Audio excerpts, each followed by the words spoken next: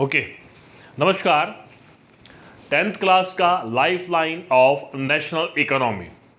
इस लेक्चर से पहले हमने ट्रांसपोर्टेशन के बारे में विस्तार से बात किया था कि लैंड ट्रांसपोर्टेशन क्या होता है, वाटर ट्रांसपोर्टेशन क्या होता है, एयर ट्रांसपोर्टेशन क्या होता है और कम्युनिकेशन के बारे में भी हमने पढ़ा था। तो ट्रांसपोर्टेशन और कम्युनिकेशन दोनों को कलेक्टिवली किसी भी कंट्री की इकोनॉमी की लाइफलाइन कहा जाता है, इस बारे में हमने बात की थी।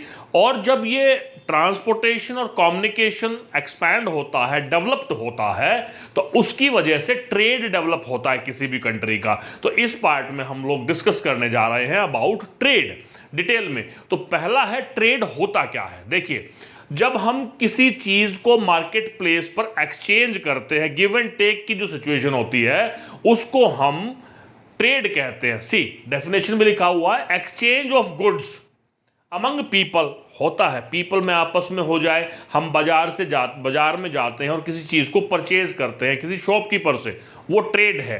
या फिर स्टेट का आपस में होता है ट्रेड, वो हो सकता है कंट्रीज का आपस में होता है। तो इस तरह से ट्रेड भी कई तरह का होता है। एक तो लोकल ट्रेड होता है, मान लीजिए मैं कोई बिजनेस करना चाहता हूं, मैंने कोई शॉप खोली है, ओपन की है, मैं होलसेलर से सामान लेकर के आऊंगा और उसको मैं सेल करूंगा।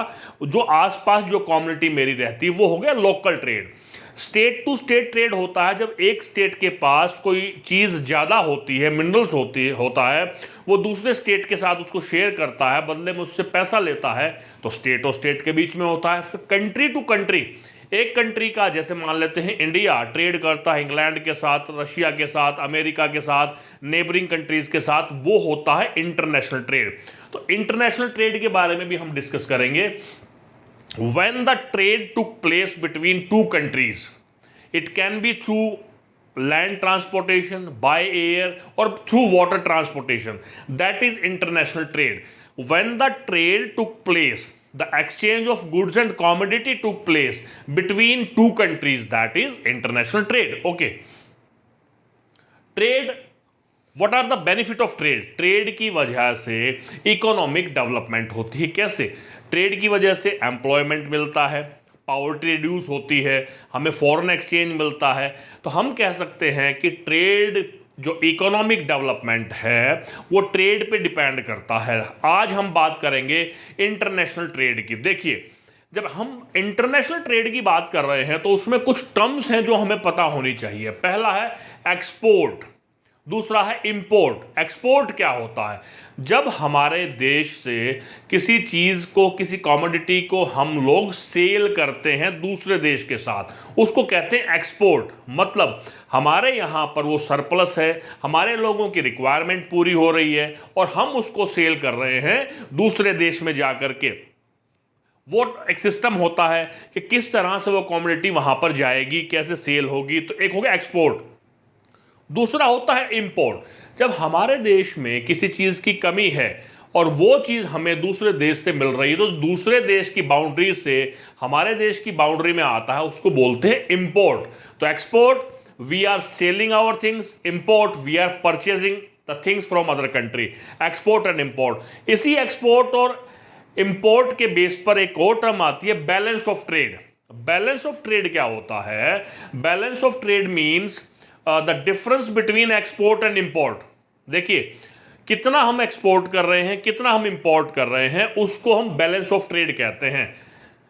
अब बैलेंस ऑफ ट्रेड दो तरह का होता है, एक होता है फेवरेबल, एक होता है अनफेवरेबल। देखो, फेवरेबल बैलेंस, इस फेवरेबल बैलेंस का मतलब क्या होता है?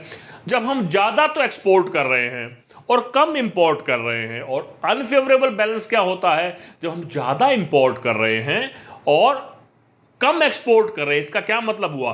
बहुत सारी हम एक्सपोर्ट किस चीज़ का करेंगे? जो चीज़ हमारे पास ज़्यादा होगी, यानी हमारे लोगों की जो रिक्वायरमेंट है वो कंप्लीट हो रही है, हम एक्सपोर्ट कर रहे हैं। तो इसका मतलब हम पॉजिटिव हैंड में है, गेनिंग हैंड में है, बेनिफिट हैंड में है। हमें वहाँ से फॉरेन एक्सचेंज मिलेगा। उस पैसे का फॉरेन एक्सचेंज होता है the money which we are getting from other country.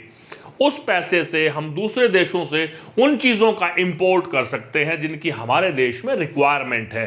तो ज़्यादा एक्सपोर्ट होगा, favourable balance of trade. Come export होगा, ज़्यादा इंपोर्ट होगा, unfavourable balance of trade. India का जो ट्रेड है वो अनफेवरेबल है, हमारे देश से जो इंपोर्ट है हमारे देश में वो ज़्यादा होता है, एक्सपोर्ट कम होता है। ओके, अब उससे बेनिफिट क्या क्या है, ट्रेड से बेनिफिट क्या होता है? सबसे इंपॉर्टेंट है फॉरेन एक्सचेंज।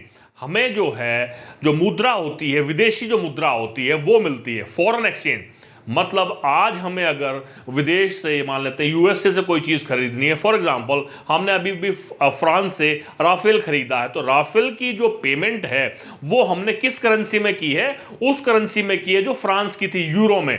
तो इसका मतलब वो यूरो हमारे पास होगी तभी तो हम चीज़ खरीद पाएंगे। तो वो फॉरेन एक्सचेंज हमें कब मिलेगा? जब दूसरे देशों में हम अपनी चीज़ को सेल कर पाएंगे। और सेल कब हो पाएगी? जब हमारे देश में ज़्यादा से ज़्यादा प्रोडक्शन होगा। तो इस तरह से एक्सपोर्ट करेंगे तब हमें फॉरेन एक्सचेंज मिलेगा। अब हम टूरिज्म के बारे में बात करेंगे। टूरिज्म क्या होता है? टूरिज्म एक आज इंडस्ट्री की तरह है। बाहर से बहुत सारे जो लोग हैं हमारे देश में आज भारत में घूमने के लिए आते हैं।